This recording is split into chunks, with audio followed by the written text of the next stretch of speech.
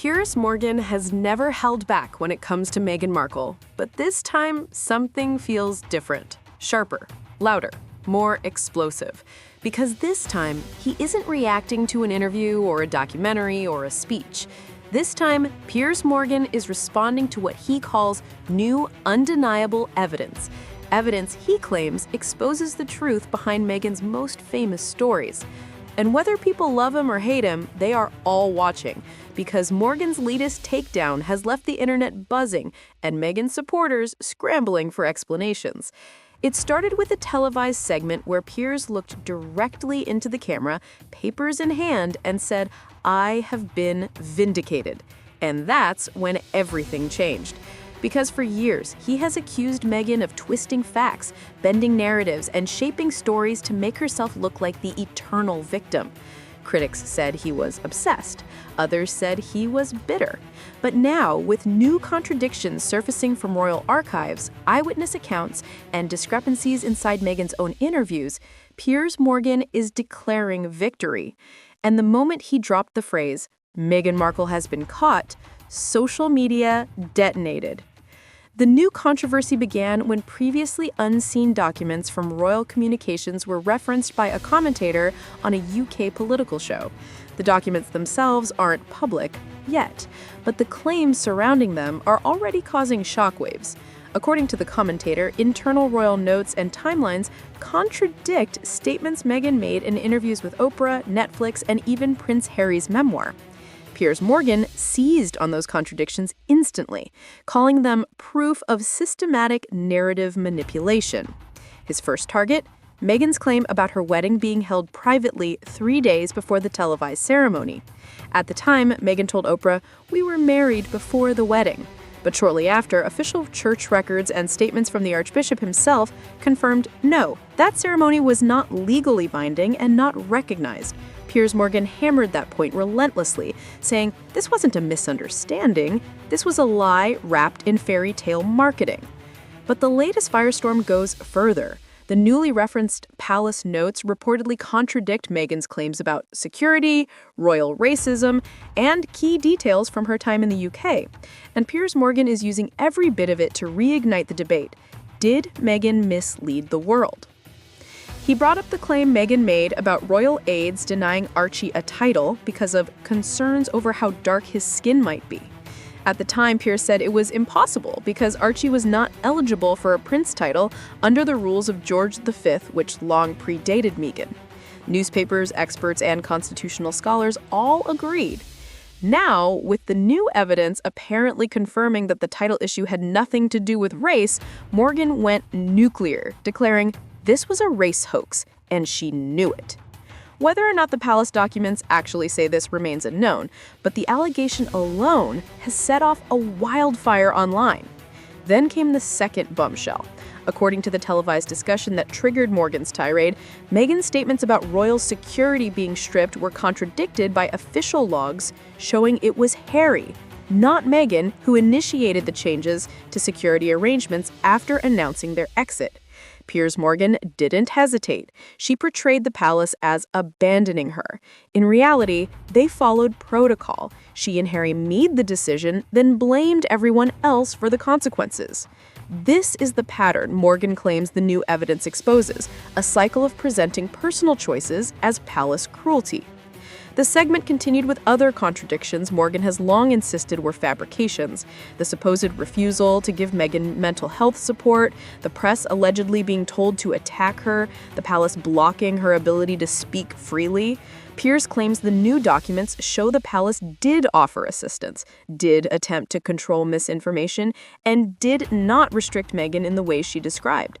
And now, with these claims resurfacing, Morgan has one message: I told you so.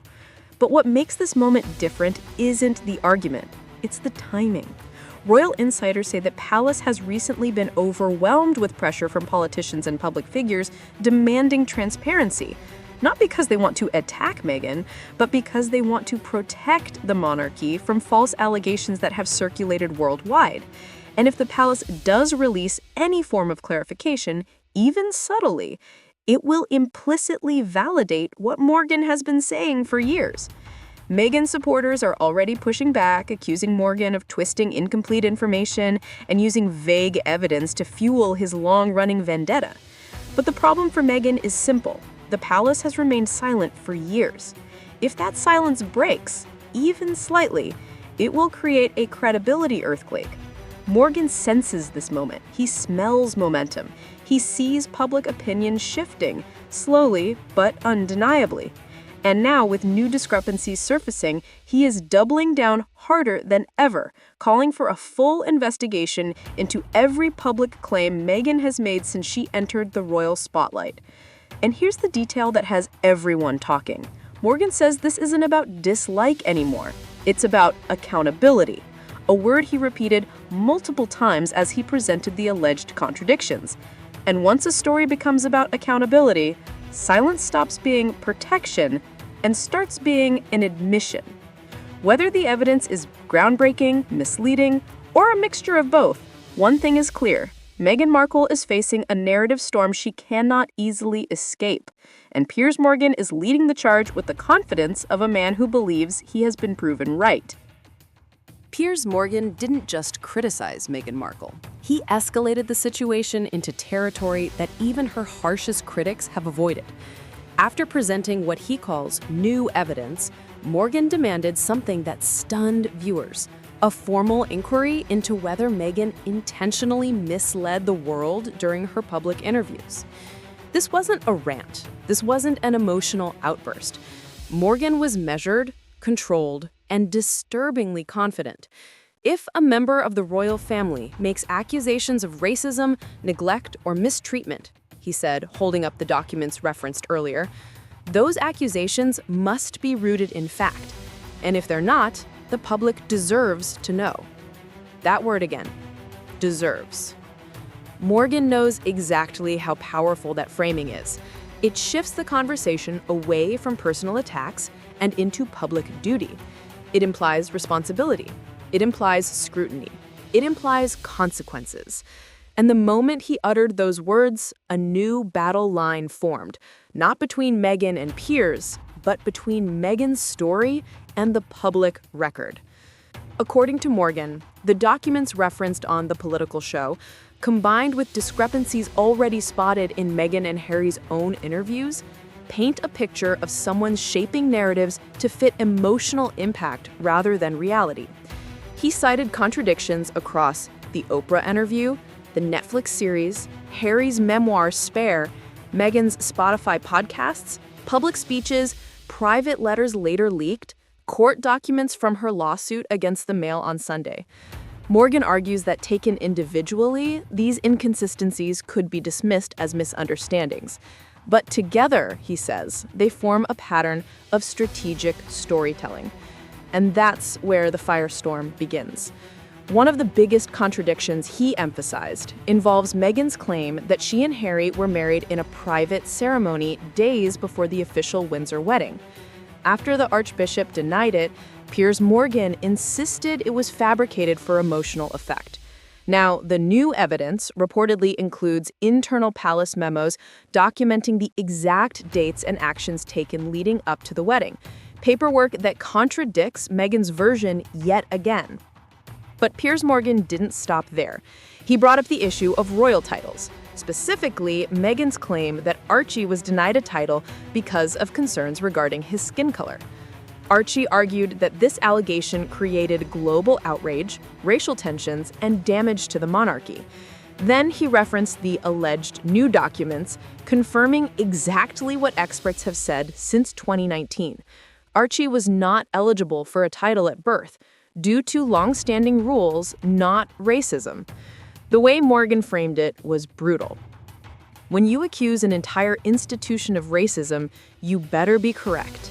This is the line that has set social media on fire.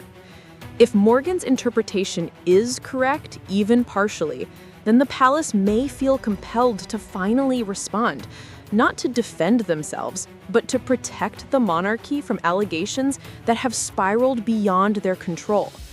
Meghan's supporters argue Piers Morgan is exaggerating the credibility of these documents, pointing out that they haven't been released publicly. But critics counter that the palace's silence has allowed misinformation to spread unchecked for years, and Piers is simply forcing a long overdue reckoning. Then came Morgan's most shocking claim, that Meghan's statements about her mental health crisis were inconsistent with documented palace actions. He referred to internal logs that allegedly show staff did attempt to secure support for her, contradicting her claim they refused outright. If true, this would be one of the most explosive revelations in royal modern history, because that statement in the Oprah interview was one of the most emotionally impactful moments for Meghan.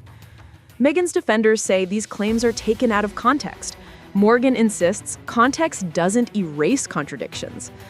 But the real panic began when Morgan turned his attention to Meghan's legal statements. He reminded the audience that she previously apologized to a court for forgetting she authorized aides to brief the press, after claiming under oath she didn't. Morgan used this moment as proof that Meghan Markle has a history of presenting selective truths. And now, with these new alleged documents coming to light, Piers Morgan has issued a challenge. If Meghan believes her statements were entirely truthful, she should welcome a full release of the palace communications.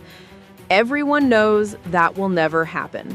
That's why Piers Morgan believes he has already won.